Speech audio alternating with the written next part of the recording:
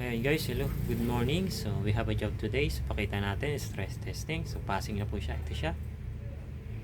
Ayan, ito po yung ating ni-repair, XFX ang brand. So Renjun, AMD po siya. So pila ng number is 1552.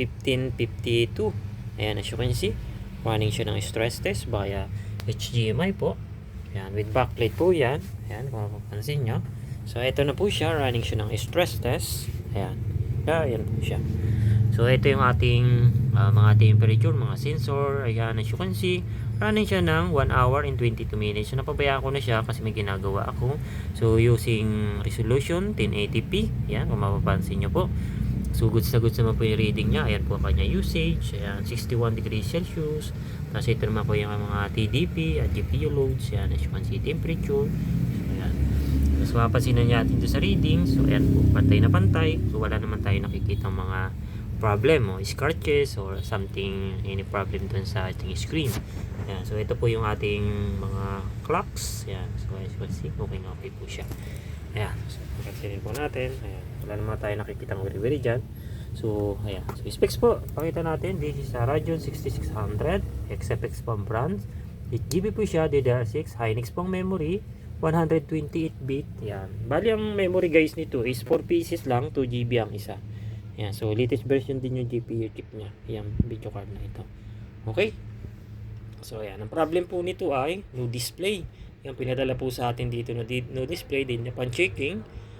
Meron po siyang mga dumi, marami siyang dust. At tapos not detected po siya pag sinasalpa ko. Yan, not detected po lumalabas sa ating onboard na display. So not detected po yung video card. Yan. So ang ginawa po natin dito, dahil nakita natin na yun, umami naman sabi ng customer, nag-failed siya sa nilinis daw niya, hininang niya yung sa may BIOS. So 4 weeks daw niya gamit, tapos wala ng display, tapos hindi rin pinalitan ng thermal pad. So fail siya doon, replacing thermal pad, nag-fail. Tapos na wala din thermal paste yung ating GPU chip nung dinala dito. Yan. Then ang next stage na ginawa natin ay 6 stage of cleaning, microscope inspection for all memory and GPU chip and other parts of the video card kung may missing part siya dahil dun sa DIY. So nakita natin na may mga hinang-hinang po siya, yun, dahil dun sa trying ng ating customers or I don't know kung sino man. Ayan, so okay naman yung video card. So as you can see, ayan, running stress test, pass na po siya. Okay, so try ko naman ito sa game testing. So adapt natin yung isang game testing dito after later. Okay, so ito na yung update sa game testing. Ayan, as you can see, running siya ng 1 hour and 41 minutes. So game testing.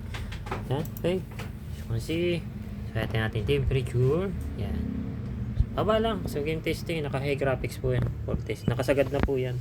Ayan, ito rin yung isa, number 1549 na Isorix. Ayan, 2516GB. So ayan, testing na rin siya. Okay, for shipment na to, isa na to. Okay. This is no power. At ito naman ay no display, not detected. Okay. Success pong repair. So yan po ang ating update sa video call repair. Thank you for watching. See you next repair. Bye for now.